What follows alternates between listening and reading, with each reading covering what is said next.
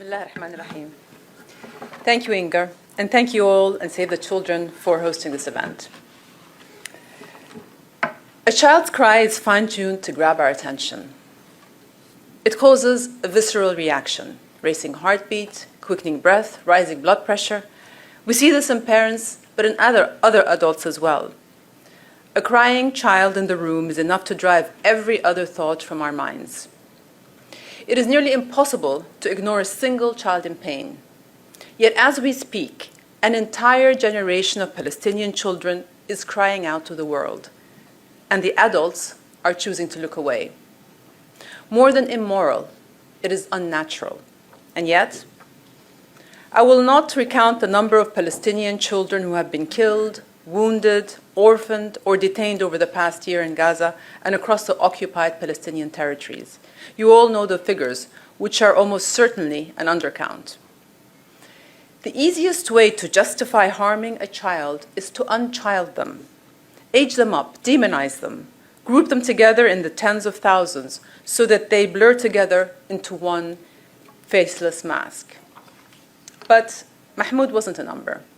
He was a 9th grader riding his bike home from school when he was shot and killed by Israeli forces in the West Bank city of Jenin.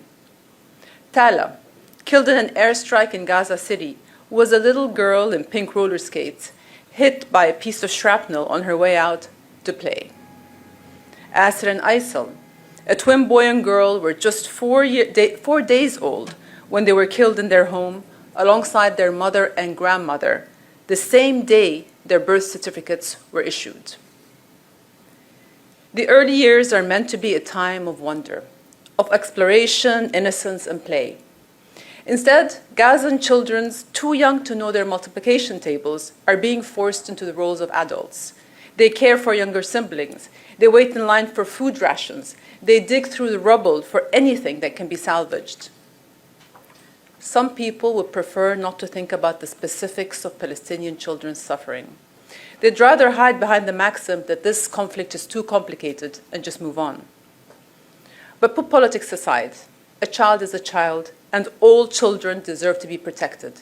There's nothing complicated about that. Anyone who has ever loved or cared for a child knows how rewarding it can be to get it right, and how devastating it can be to get it wrong.